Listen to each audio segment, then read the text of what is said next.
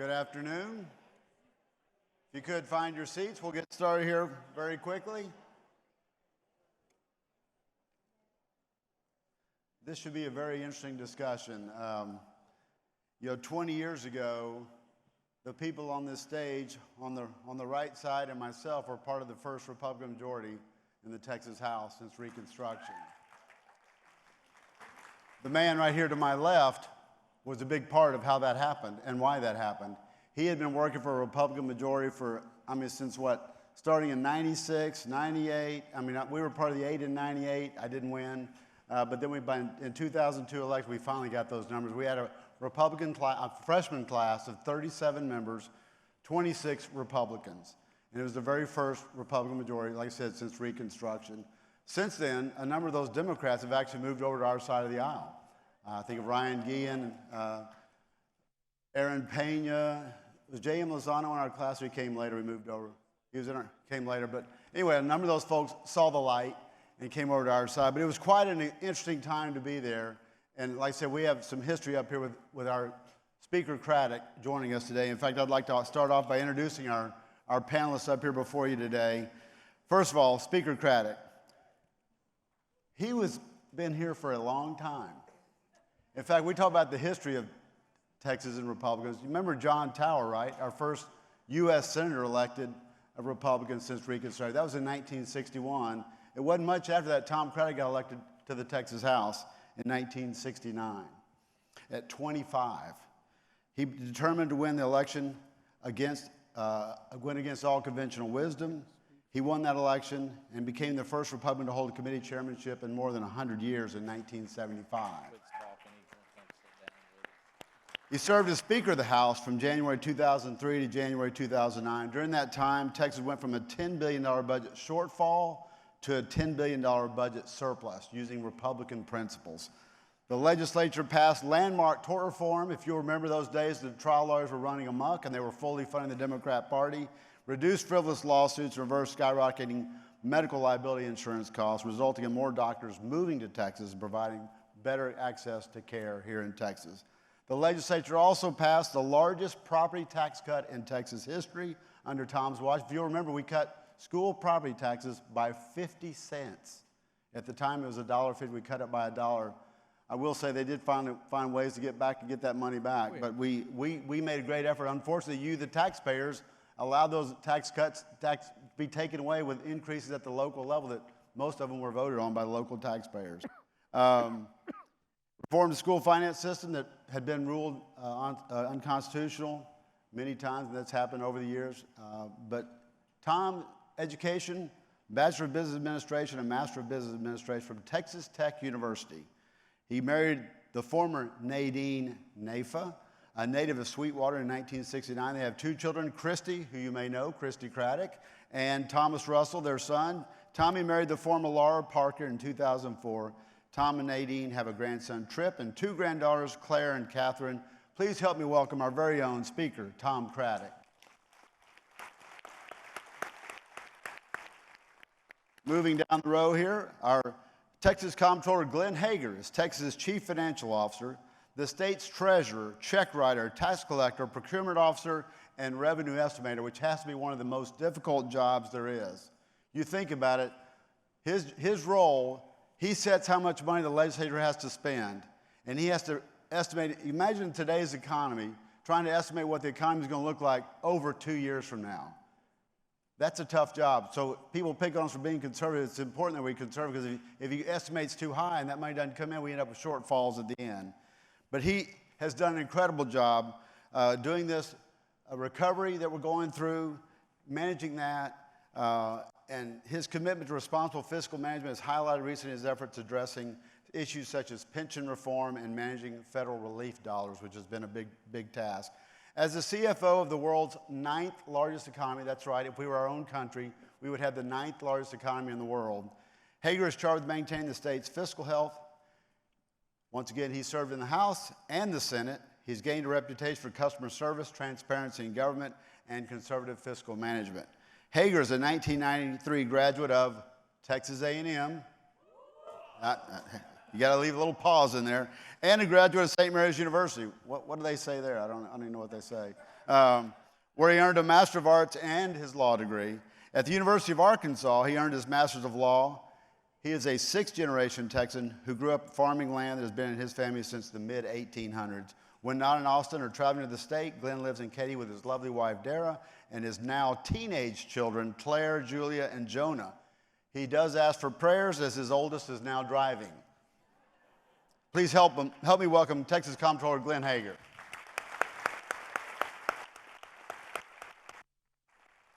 And last but not least, Senator Bryan Hughes is serving his third term in the Texas Senate, representing the 19 counties of Senate District 1 in Northeast Texas. Born and raised in East Texas, Bryan attended Tyler Junior College and the University of Texas at Tyler, receiving his BBA in economics cum laude and becoming the first member of his family to receive a bachelor's degree. He went on to Baylor University School of Law, and then served as the law clerk to U.S. District Judge William Steger of Tyler before entering private practice, which he maintains, helping families and businesses solve problems and deal with difficult challenges. Bryan has been honored as Baylor Young Lawyer of the Year, an outstanding alumnus of both Tyler Junior College and the University of Texas at Tyler. For his service in the legislature, Senator Hughes has received the Taxpayer Champion Award, the Visionary Leader Award from Combined Law Enforcement Association of Texas, and the Horizon Award from Texas Right to Life. And for those of you who don't know, Bryan is also a newlywed. Bryan married the former Layla Perney on November 19, 2022 at the Governor's Mansion. A beautiful and brilliant conservative mind in her own right, Layla is a Harvard graduate who went on to do investment banking and public relations. Please help me welcome Bryan Hughes, our senator.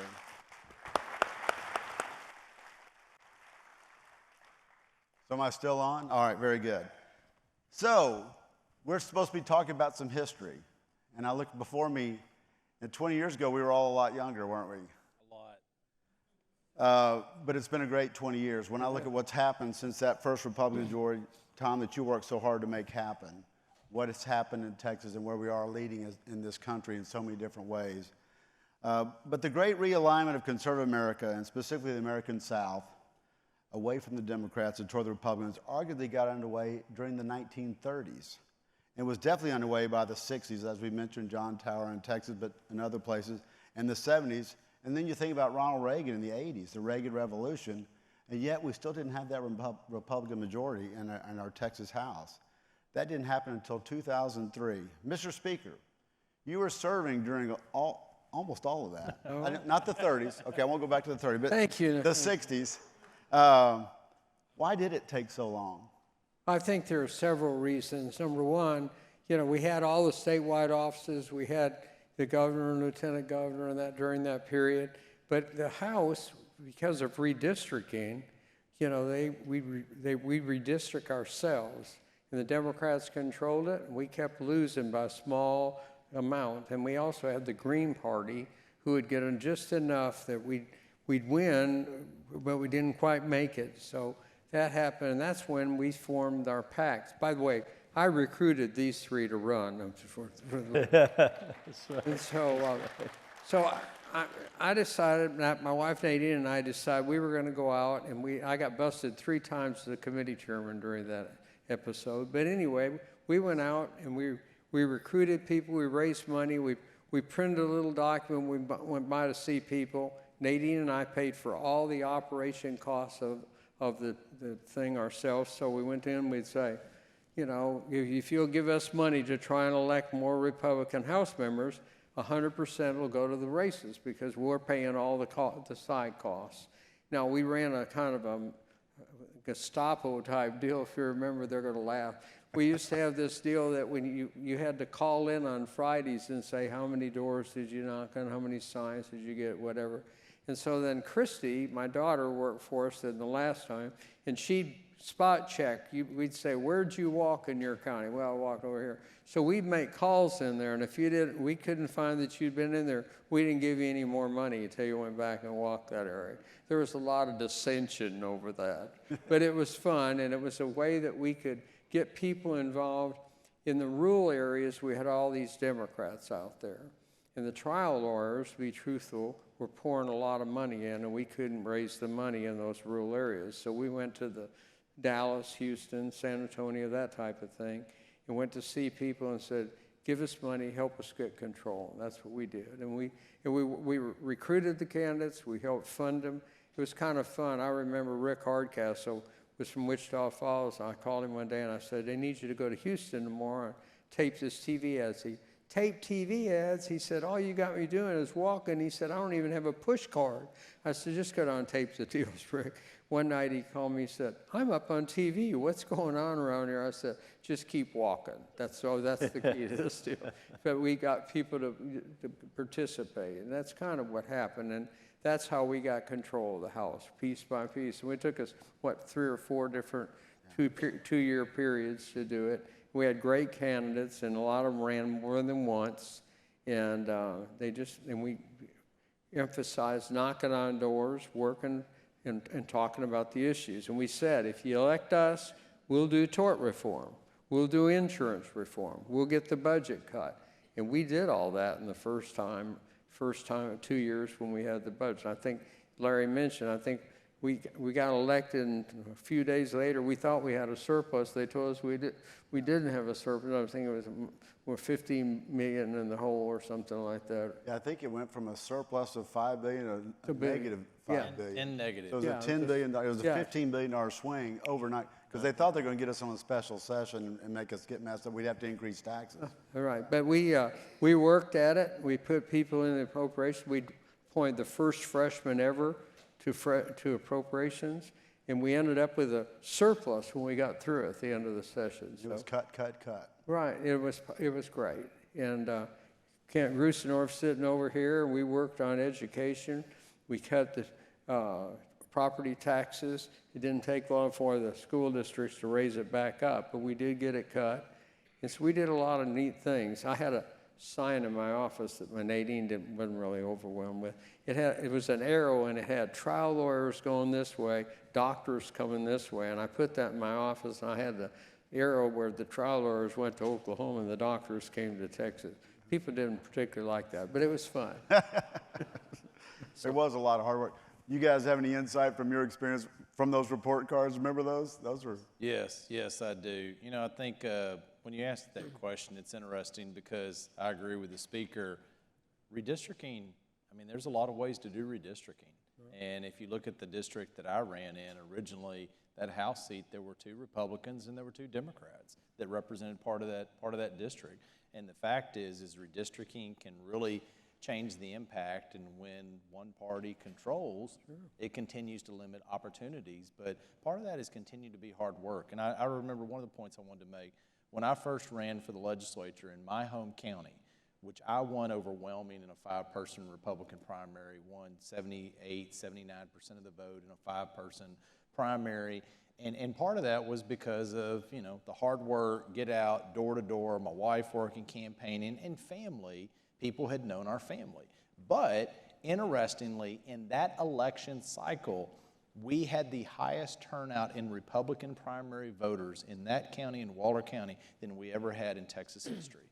And part of that was because, guess what? There was finally competition in the Republican primary. And it actually started to change immediately in the next cycle who ran for sheriff, who ran for tax collector, who ran for county commissioner's offices. And I could watch that when I moved a few short years over into the Senate in a great swath of Texas. I mean, when you look at the history of this state, Goliad, Gonzales, Washington County, and these areas started trending Republican, but it was amazing how the hard work at these levels continued to finally trickle down, and it took forever for that to happen.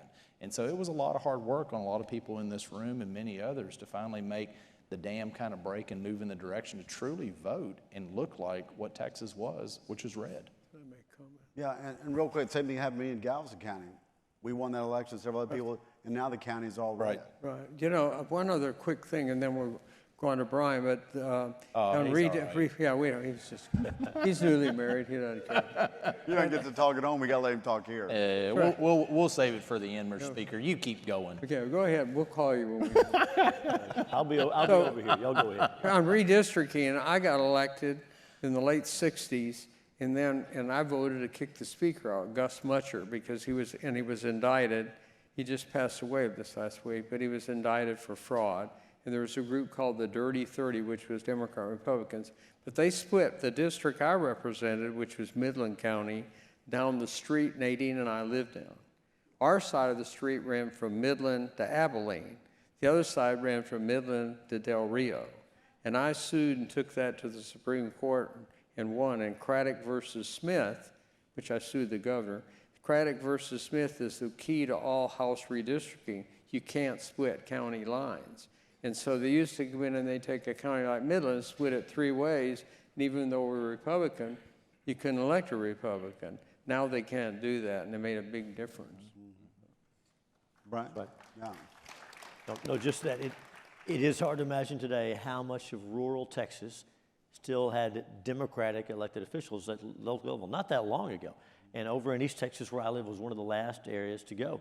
And again, folks were conservative. They've been voting for President Reagan and Governor Clements and Senator Graham for a long time, but our county officials tended to be on the Democratic side, and certainly the state legislators as well. So you're right, it was hard work, and it was going to places we weren't expected to go. In the area that I represent now, when I ran in 2002, a couple of counties were leaning our way. One county was in his Democratic stronghold. So just like you guys do, we secured those Republican areas early, and we worked that heavy Democratic county and won there. And so it was just hard work. And what Speaker Craddick said, I don't want this to be lost, about holding those candidates accountable. So many people in this room I know are often asked for money. And by the way, you know, one of the best things about being here is, since we're in session, none of us can ask you for money. Isn't that wonderful, aren't you? I know you appreciate that. That's right, Vince.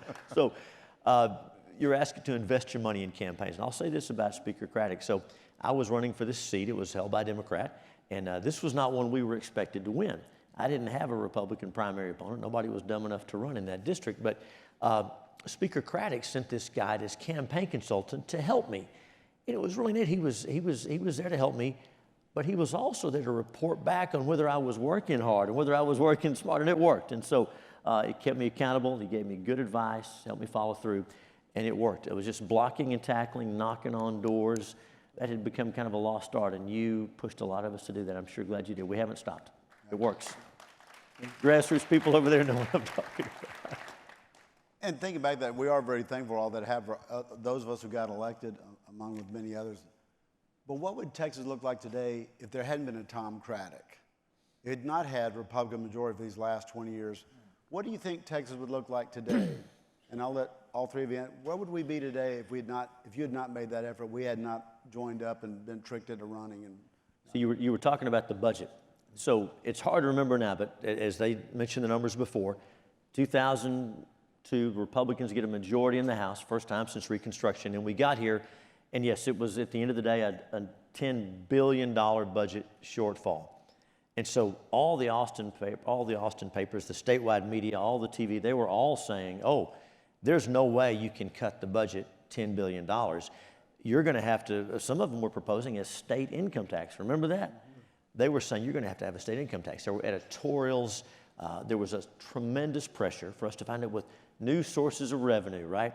But of course, we didn't believe that. And the Speaker Craddick appointed an appropriations committee chaired by Talmadge Heflin that went in and carefully and thoughtfully trimmed that budget. But I just got to say, when we were here in Austin for the first time, so we go to events and we're in this Austin bubble. And so it has an effect on us, even though we believe our principles to be true. When we're here for a while, it has an effect on us. I'll never forget, after that 2003 session, when we cut $10 billion from the budget and went home, I remember making my first speech at Rotary, and I said, and to balance that budget, we balanced the budget by cutting spending, not by raising taxes. And even though I knew that was the right thing to do, I was so used to getting beat up for that by the Austin grads. So I said, we cut the budget, we balanced the budget by cutting spending, not increasing taxes. But of course, I was out of Austin. I was back in Texas. And so instead of jeering, they cheered me. And it just reminded, oh yeah, that was the right thing to do. And it worked, and the people of Texas responded. So had the legislature been controlled by another party, had they implemented a state income tax, heaven forbid, look at those states that have done that and what that's done to their prosperity and opportunity. Just in one area, if we hadn't balanced that budget by cutting spending, we might be in Illinois or California today. Yeah, where would it be? Comptroller, you probably have the best answer to that. Yeah, I mean, the easiest way to explain it is this. The policies we all know, policies have consequences, not just immediate, but long-term consequences. And the fact is when I got in this job 8 years ago, the state that we call home, the state that we love, was the 12th largest economy in the entire world. As we all sit in this room today, I've had to scratch that out of my talking points because it became number 11. And then I had to scratch that out because we became number 10. And I've had to scratch that out because now we're the 9th largest economy. And pretty soon, and you give your applause, pretty soon I'm going to have to scratch out 9 because we're going to become number 8. And I can tell you the policies that we've implemented, we wouldn't be number 9. We wouldn't wake up and have 1,000 people new that call Texas home and half of those move here. Why do they move here? The same reason our family, same reason my family did in the 1840s for an economic opportunity. Texas would not be viewed as that economic opportunity for not just the nation, but for literally people around the world. We would not be that. And it's because of policies to limit government interference in people's opportunities to create jobs and businesses. And who creates those jobs and businesses? It's small businesses. And government stifles who the most? It's the little business. And having that is the reason Texas is that economic opportunity. We would be a vastly different state. Clear, hands down. Yeah, amen.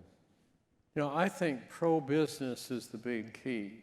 We were pro-business when we had a Republican Senate and a Democratic House, kind of just like we do in Congress today.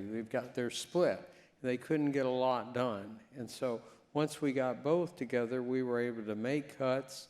We could get program. I mean, tort reform alone made a huge difference in this country. And by tort reform, if you look, ALEC, American Legislative Exchange, used the Texas program and built their whole program across the states on what we did here. And that alone made a big difference. We had all these medical people, all the medical facilities come into the state we weren't getting. We had courts in a lot of areas of the state. All you had to do is go down there and file, and it was awful. And so I think that and the pro-business climate made a difference that wouldn't have been there if we hadn't had Republicans. Look, we're the base. Texas, what do they say? As goes Texas, goes the country. And look, we're the base of the conservative philosophy in the states, in my opinion, today. And that's a very good point. If Texas had not gone red and provided that leadership model for the rest of the country, what would this country look like today? What do you think would be different for our country if Texas had not made that movement towards the Republican Party? And we know that our country, so much of it looks to us, the smart states look to us for leadership. Where would we be as a country right now? Probably not as busy as roads. No. Amen. No, I think we wouldn't have the influx of people. We may have an income tax, that could happen, but more taxes than what we have today, and Glenn knows more about because he collects all that over there. But, I think we have a totally different type of economy today if we were a Democrat. But beyond Texas, if Texas hadn't gone red, what would the rest of the country look like? Well, you'd never elect a Republican president if you didn't have Texas. That would be number one. That's right. And I will say, in my role, I always laugh because people tell me, oh, well, about your peers in other states. I don't have any peers because we do things very different in Texas, very different. But whether it's treasurers or other offices that we do interface with, they look to us for leadership. And that leadership that we provide, you and I were on a panel discussing an important issue about, states, entities, financial institutions, banking institutions, boycotting the oil and gas industry, stifling the industry, stifling economic opportunities. And those states are looking to us for leadership. They're modeling themselves after what works here because we are a bigger state and capable of providing that leadership. And so that leadership is being shown in other parts of the country, which is extremely important. Not only just we would never have a Republican president, but, the fact is some of the wokeism that's coming out of this administration and the rules and regulations, and they're trying to use the tax dollars that we paid. We as Texans pay our federal tax dollars, and then our tax dollars are being stifled to come back here unless we engage in their woke behavior. And that's not acceptable. It's not acceptable, and I think we all have to continue to stand up for that, against these policies, or otherwise the rest of the nation is going to continue to go in the left and the East Coast. Bryan? Well said. You think about what a big player Texas is from a market standpoint. As you know, we go to conferences sometimes with state reps from other states, and invariably we're comparing what we've done. And sometimes we'll say, well, in Texas we did this, and sometimes they kind of roll their eyes. They don't want to hear that.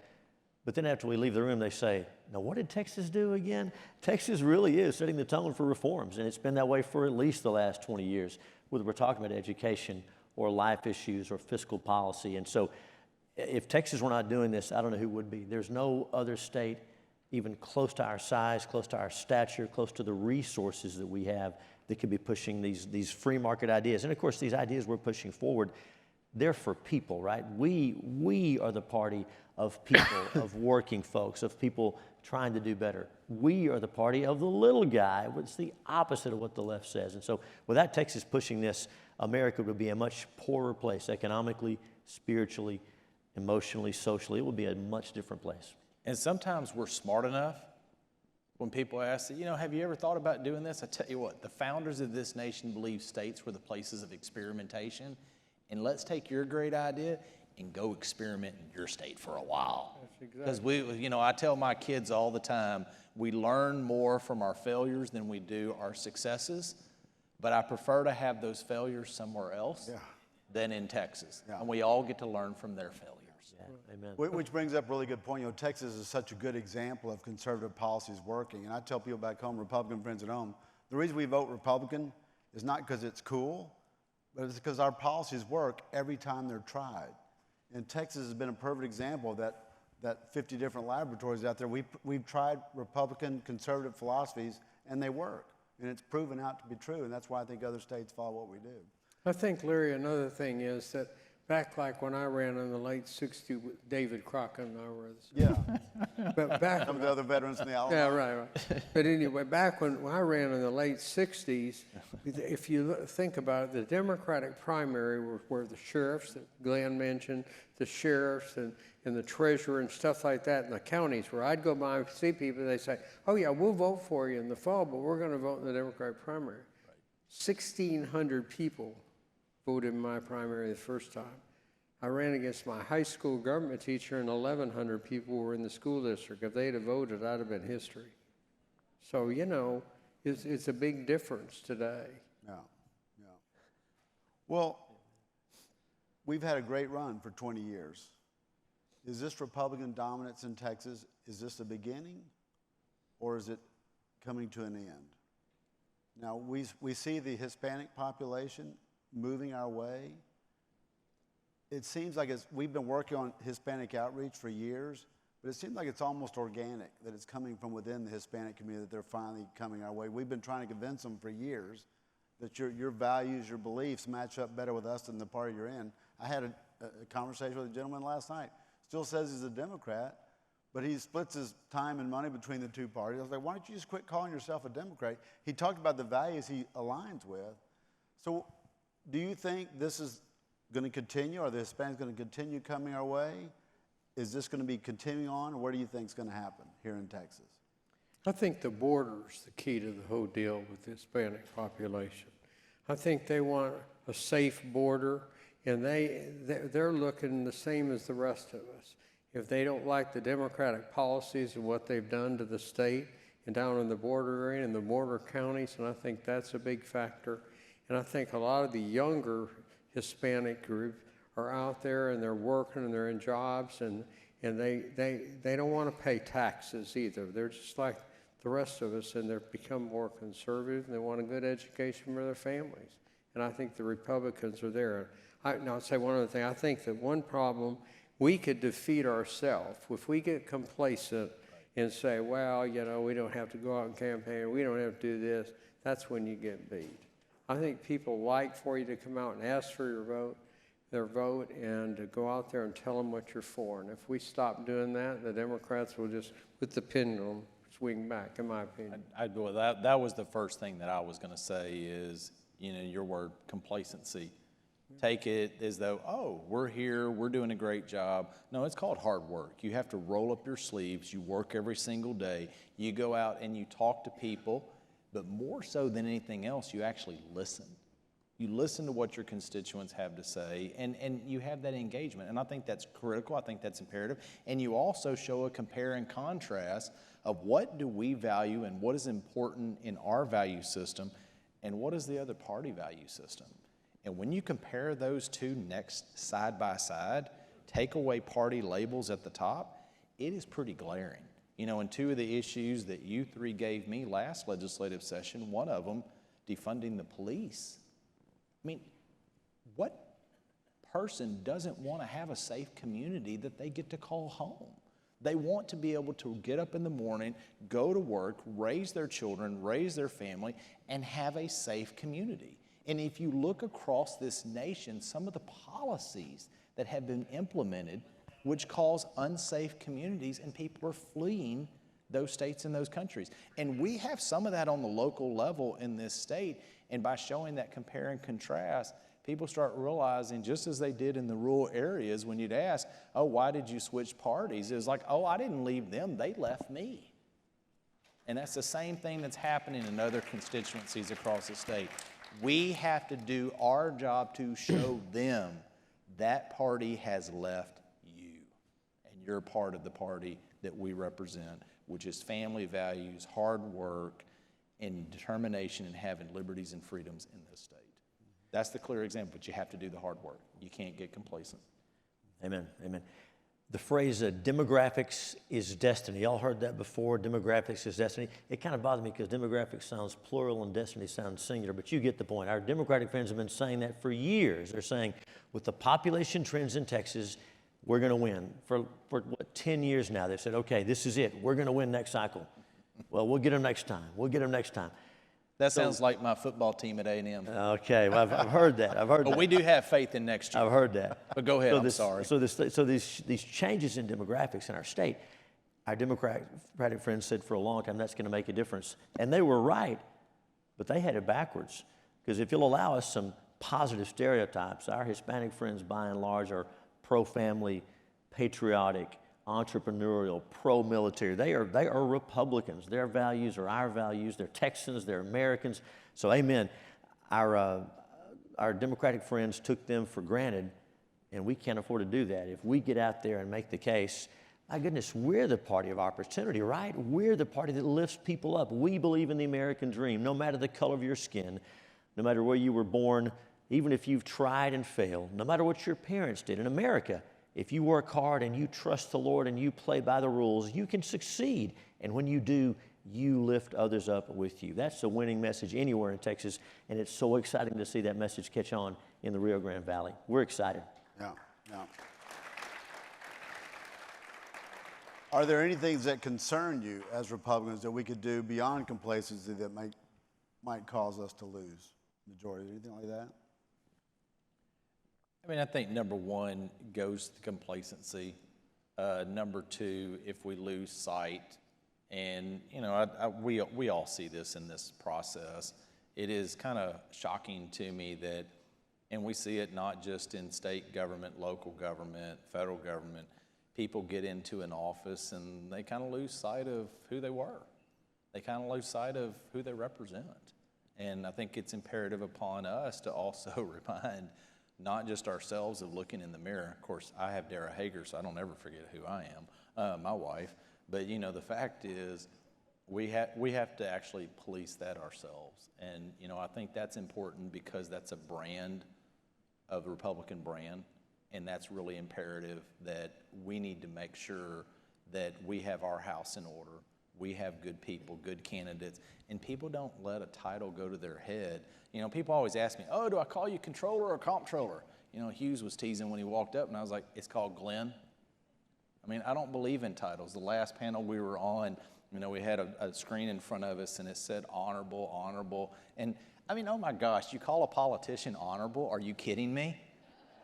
that's like a joke. That's a bad joke. And so, you know, I mean, if anyone ever, I had a young kid, I spoke to a 4-H group yesterday. That was one of the groups I spoke to at the Capitol. And real young man, very, very, you know, it was kind of nice. He came up and said, oh, Mr. Hegar, oh, I'm sorry, Mr. Comptroller, and is this bio okay? And it was 2 little sentences, and at the top, it had Honorable Glenn Hegar. And I said, oh, those are good. I said, but strike that first word. And he said, sir, I said, do not call me honorable. And so, you know, then I made a joke because he did a good job about it. And I think we need to humble ourselves. Humble ourselves. As we do that, the way we convey our message, everybody in this room knows this, but I have to learn to message to Americans and Texans who have grown up in a digital age and who get their news in a different way. And you know what happens. This has been a problem for a long time. Folks on the left, when they deliver a message, when they make an argument, they're talking to the heart, right? When we deliver a message, when we make an argument, we're talking to the head. You know, the heart wins every time, right? The heart trumps the head every time. It shouldn't, but it does. Now, the good news is we have the winning message. If we learn to communicate it in that way, in a winsome, optimistic way, and I'm not telling you what you need to do, I'm telling you what I need to do. But we have the winning message, and as we do that, it's especially important, I believe, that we become defenders and believers and real advocates for the free market. How many times have you heard a politician, even some Republican politicians, not on this stage, not many in Texas, but so many politicians even have the idea that the economy is a fixed amount of pie. There's only so much pie, right, in the economy. And Mr. Chairman, if I want more money for education, I got to take from you, and I've got to take from you, Schofield, to get money for roads. But business people in this room know we don't have a fixed amount of pie in the free market economy. There's an unlimited amount of pie. We can make more pie, right? If we let the free market work, let you do your job, it's not about stepping on people and doing people wrong. It's about giving people what they want, what they need at a price they can afford. You make their lives better, your life is better, and everybody does better. And so you know this, you believe this. We have to make sure we are educating our peers and children and grandchildren about this, because this is not getting passed down. And if it doesn't, that's what I worry about. This demonization of the profit motive, this demonization of the free market system, when in fact the free market system is what blesses people and lifts people out of poverty. So we have to keep telling that story in new and innovative ways to remind younger voters. Yeah, I think that's a very good point.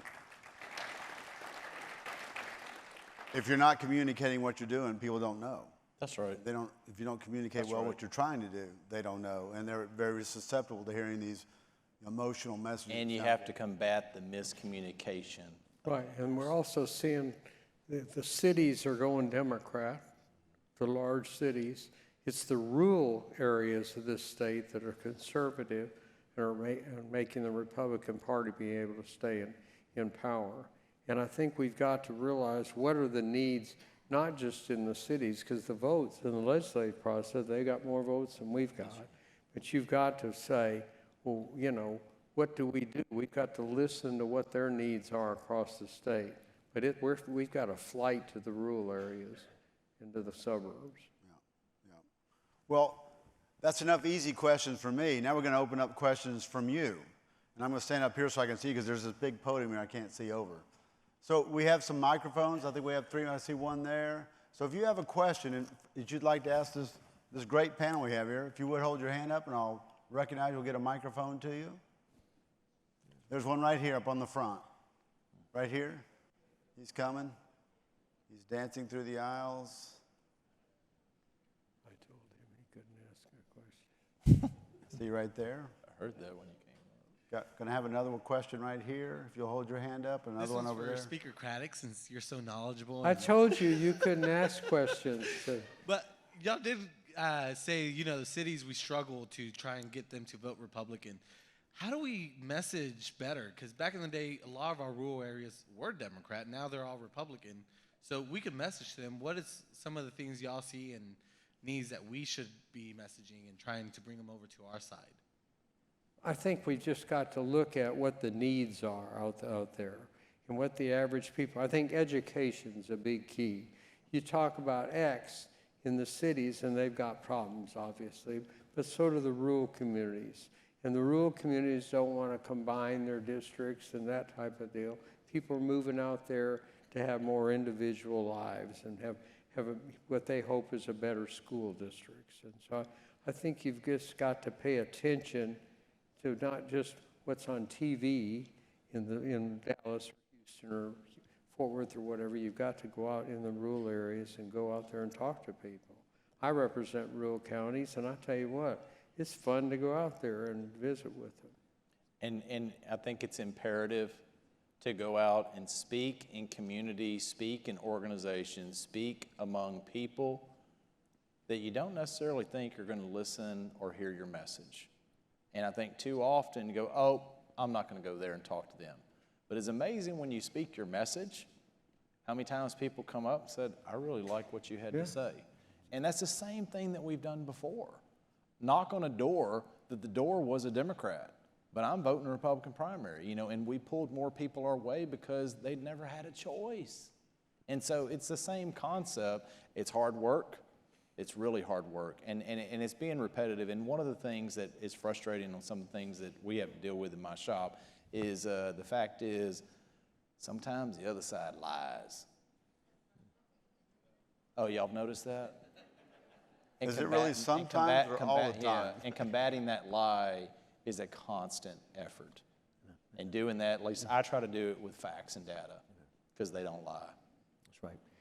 And as we do that, I know as conservatives, well, I'll speak for myself. As a conservative, I find myself reflexively talking about what I'm against. Oh, we can't have that. Don't want that. Oh, no, that's a bad idea. Well, that's important. But if we can learn to express our ideas in terms of what we are for, what are we for? Man, we're for opportunity.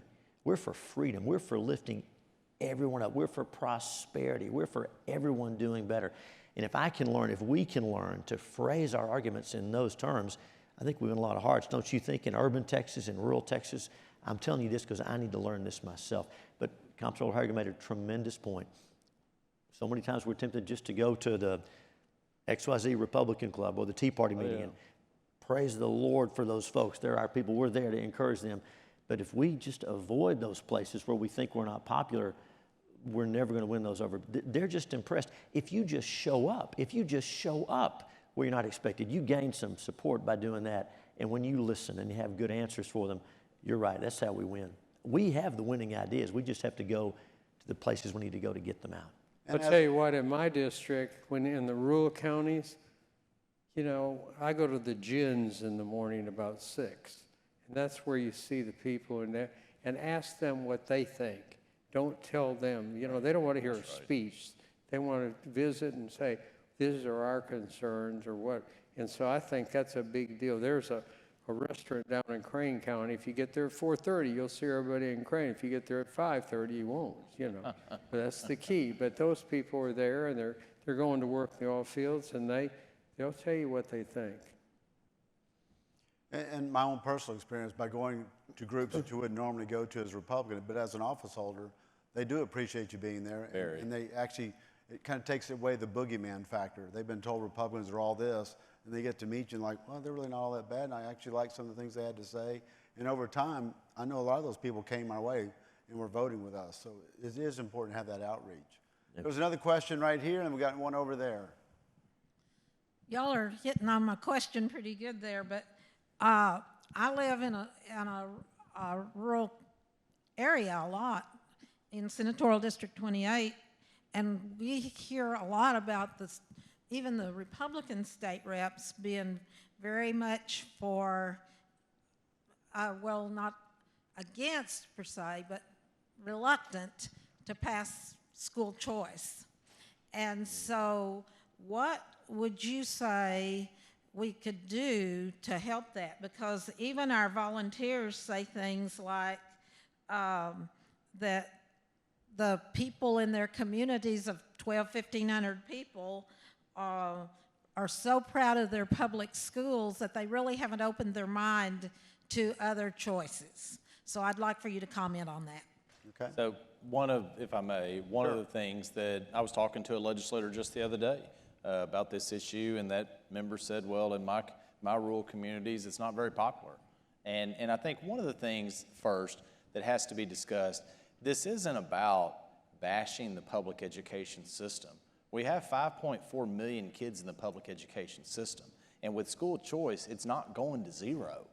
It's still going to be the vast majority of the children, and that's going to be the vehicle upon which we educate the future workforce of the state. And so it's not a one or the other choice is my point. It shouldn't be framed as that, in my opinion. My 3 kids are in the public education system. We have good school districts, they have been, but all the long that I've been around here is I've always been for school choice. And one of the things that I've said recently to one of the school associations, I went and spoke, and I knew the question was gonna come up, and everybody was opposed to it. And I just framed it in this. I said, let me just make one point. I said, before Dara and I had children, we were property taxpayers. And then our kids entered the public school system. Our kids in a few years are going to exit the public school system. And you know what's going to happen when my kids are out of the public school system? Guess what I still am? A property taxpayer. I am going to pay into the property tax system way more years than ever of the 13 years of each of my kids in the system. And so the point is, I'm going to pay, and I'm not going to stop because I believe in an educated workforce in this state, and we have to have it. And so it was pretty amazing that when I made that comment, it was pretty crickets in the room. And so, you know, I think we just have to frame the discussion. It's not anti-public school. It's not about taking all the money out of the education system forever. The fact is we are going to continue to tribute. And the fact is there are certain people, at least the kids that I hear from, I'd assume most of y'all heard from, it's not about the cream of the crop that's going to leave the system. It's about a kid that can't get the services in that school.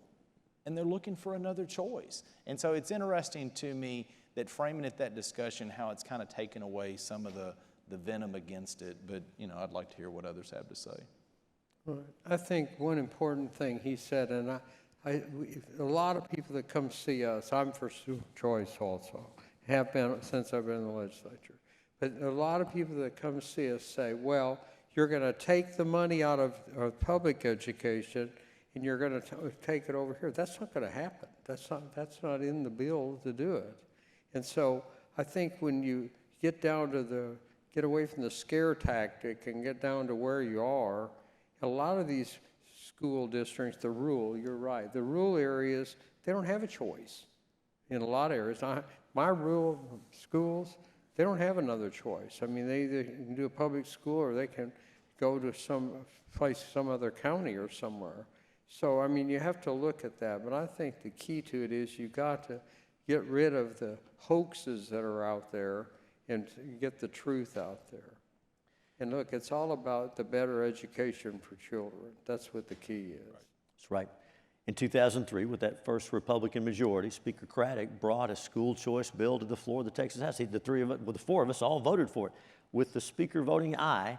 That failed on a tie vote. Almost never happens. Second time that happened was school choice, I guess. So that's been a long time ago. A lot has changed since then. A lot of rural Texas has gained support for this. And yes, it is us rural Republicans who tend to be nervous about it. The school district tends to be our biggest employer. School superintendents are very active, and we like our superintendents, and as these men said, we are for our public schools. No matter where your children, grandchildren go, most Texas students will be educated in public schools. So it's in all of our interest to have a strong, well-funded public education system, and we will. But you're right, if we focus on the kids, and again, we get the false ideas out of the way, this makes a lot of sense. It's good for public schools, but mostly it's good for those students. And this may be the year that school choice has been passed in the Texas Senate since 2015, since before I was there. It's getting closer in the Texas House. I think we're going to see it happen. I mentioned Speaker Craddick bringing it to the floor. The man who did more to push school choice against tremendous criticism in the Senate was Larry Taylor, as chairman of public education. I hope Larry's going to talk about this as well. Well, y'all have made very good points, but it is disappointing as a Texan when we lead on so many conservative issues. This is one issue we do not lead on. 30-plus other states have passed. Some of those are even Democrat states that have. I'm going in and out. Check. Your time is up, Larry. Okay, yeah. Ring the bell. That was on the House. We had time. The Senate, we could talk forever. But that is disappointing. Texas needs to step up and continue to lead this nation on the one issue we haven't gotten done yet, and that is school choice. Because I feel like this is one of the things that we could do. We've done a lot for education in Texas. You've heard increased spending. We did House Bill 3 a couple sessions ago. We fully support our public education system, but it doesn't fit the needs of every child. And frankly, we've got more to do. And if you want to ensure a continuous process of improvement in our education system, bring some school choice in there, and we'll make sure that every district does the very best they can for every student, or that student may choose to go somewhere else. And that'll be better for that student. And that's really the bottom line for me with 5.4 million students. There was another question right there. Why don't you say thank you to all four of you first for your service to Texas and what you've done to make Texas the great state that it is. Grateful for all four of you. But my question, as a young man in his 20s, working in Dallas of all places to turn the tide, to preserve the Texas miracle, and as we look to the next 20 years of conservative leadership under the dome here in Austin, I'm curious for each of you, what in those moments when, Senator, you're down on the Senate floor at 2 in the morning, Comptroller, when you're crunching those numbers, Speaker Craddick, when you led that effort, I mean, what was the motivating factor in those hard moments that reminded you of what you're doing, of why we're doing this, and what would be your advice to a young man looking at the next 20 years of conservative leadership? I can jump in real quick. Back when I first started, it wasn't, but it was the concept of it. When I ran for the legislature, let me say it this way, I made 2 promises. One promise was that the day this interferes with my wife, our marriage, and or our ultimate family, I'm done. The second one is, and I can't control this one as much, but I wouldn't do anything that would make my grandfather disappointed in what he read in the daily newspaper. Of course, daily newspapers have gone by the wayside, but those are my promises. And so what kind of my guardrails are on my computers, I have pictures of all my kids that scroll across of things we've done throughout the whole years. At my building right over here, the LBJ, right outside is the new kids playground, and it's real loud, but I'm gonna tell you what, it brings me joy every day. Those little voices, they are the future of this state. And that's pretty much what guides me. You know, I'm blessed to be a 6th generation Texan, and it's the 7th generation that I damn sure wanna make sure they have the same opportunities I did, and they don't have to leave to another state. That's what guides me.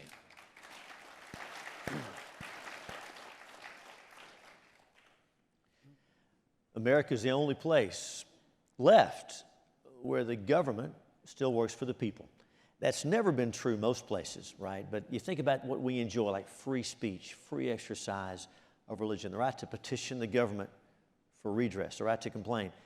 And if y'all don't think people complain about the government, look at my Facebook when you get home, all right? That's okay. We believe we work for them. That's never been true in most places, but America is the last place. And so, honestly, this is a little part-time job. It pays, when I went from the Texas House to the Texas Senate, my salary went from $600 a month to $600 a month. And I knew that when I ran. I wasn't doing it for the money. But every time I walk into that building, and I walk into that chamber, and I look up and I look around, and I realize that I get to cast these votes that are going to shape the future of Texas. Wow, it's an only in America kind of thing for just a poor redneck kid to get to do something like that. And so I take it seriously. Now, before long, the voters are going to send somebody else. But while I'm here, I want to do my part to be faithful to the Lord, to be faithful to them, and to preserve this uniquely American system that we have, because it really is the best thing for everybody, for lifting people out of poverty, for blessing everyone. So that's why I keep doing it. Again, the voters are going to send me home before long, I'm sure. But they continue to exercise poor judgment so far, and I keep getting reelected. So it's a joy to get to do it. And talking to people like you, who I talk to quite a bit, who are involved in this, who are laboring hard, who are talking to your friends and setting an example for us, that encourages me to keep going. Please keep doing what you're doing, man. I appreciate you. Thank you, guys. Well, since I'm the longest serving state representative in Texas and in the United States, let me say, I love it. I love the House. I enjoy. My wife did tell me if I retired, I couldn't come home, so that was a factor.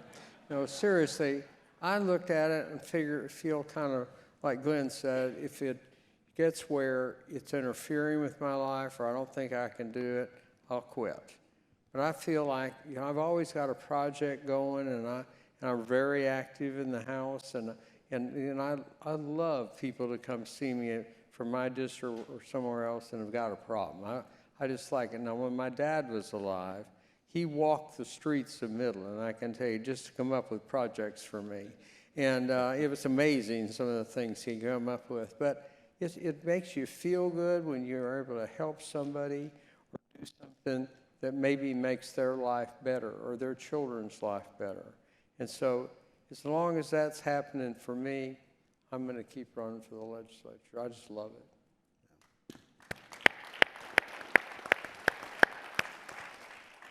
Is there another question? We have about 2 minutes. Right there. Hi. Oh, sorry. Hi. My question is for the Comptroller. We've heard a lot about property tax cuts, and thank you, first of all, for being responsible with our taxes.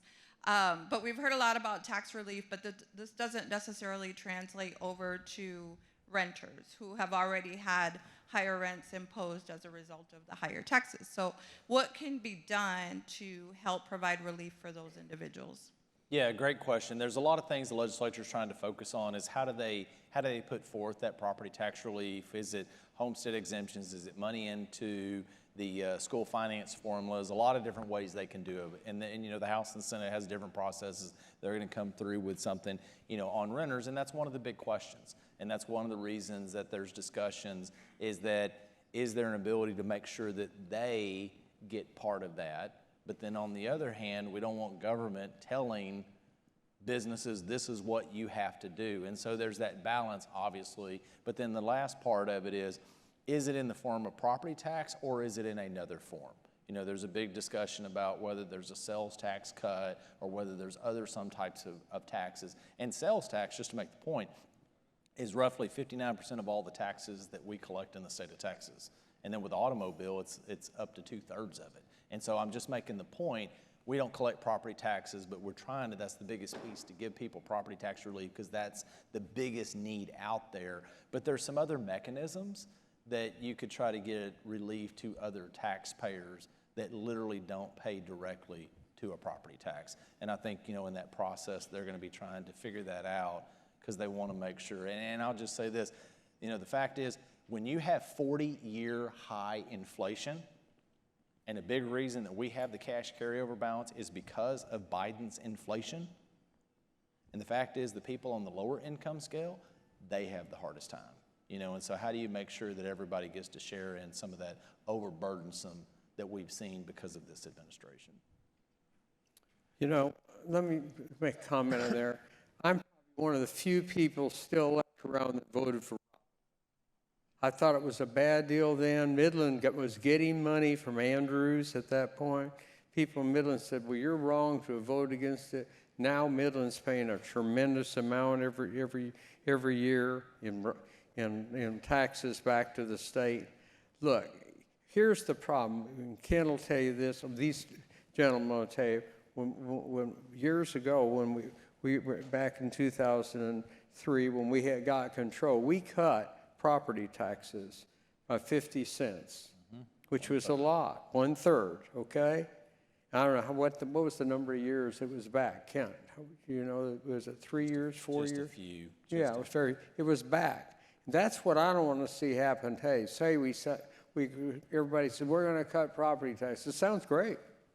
And let me tell you, I vote for that deal. I pay plenty of property taxes. But I don't want to see that back in 2 years or 4 years. You've got to figure out a solution to the problem. The solution to the problem is, and I don't know exactly what it is, but I know this, unless you replace property taxes to funding our schools, you're not going to fix it. It's not going to work. Because you take that and are left with a big hole when you take that out. And Glenn will tell you, you've got to fill the hole back to cover all the programs in the state. So I don't know exactly what the key is. We've got a lot of money this year, obviously. Everybody wants it. And it's like Baskin-Robbins in in our hallways, people lined up with great ideas. They only have 31 flavors, and we got 33 billion. Yeah, that's right, that's right. Better than Baskin Robbins. But I think you've got to look at that, Bryan. I'll just say this on property taxes and home ownership. You guys know this, even before this inflation, Austin was one of the worst examples of housing prices and just getting out of reach for real people. Even wealthy people often can't afford houses. And it's a really problem for working folks. So a couple of things were happening. Firms like BlackRock, they've been going out buying up residential property, outbidding would-be homeowners, and buying it so they can keep people renting. It kind of reminds me of Mr. Potter and It's a Wonderful Life, right? That's kind of what those guys are trying to do. Now, the state's not going to intervene and tell you who you can sell your property to in a case like that, but we have to be looking at ways to make it easier for state policy, to make it easier for people to buy homes. And as we get home ownership in reach by bringing those residential real properties down, that will help on rental side as well, because more folks can be buying homes. That will take off some of the pressure on rental property. It's a real problem. It's a real problem that signal that my goodness, that American dream about owning a home where you store your wealth, where you grow your wealth, that's out of reach for way too many Texans, and we have to do something about property taxes and other policies to fix that. It's a real problem. Yeah. And we will. That pretty well wraps up our time. Just real quick, back to the question why we ran. I've always been kind of a fixer, and Mr. Craddick and some of his buddies convinced me there were several things that needed to be fixed in Texas, so I jumped in. But I tell people back home I have sucker on my forehead because they told me it's only for 140 days every other year. I thought, well, I can do that. How many special sessions did we have in 2003?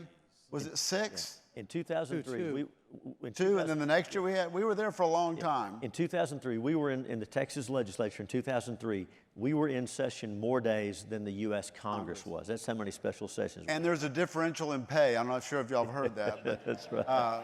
But so just to give you an idea, what these gentlemen have done, 20 years for some of us, 54 for others Since of us. 1932, I thought we heard earlier. Well, yeah, right? yeah. Right, got it. Please thank our panelists for being here with us today. Thank you very much. You guys are excused. I'm going to bring another person up here real quick. Thank you. Yeah.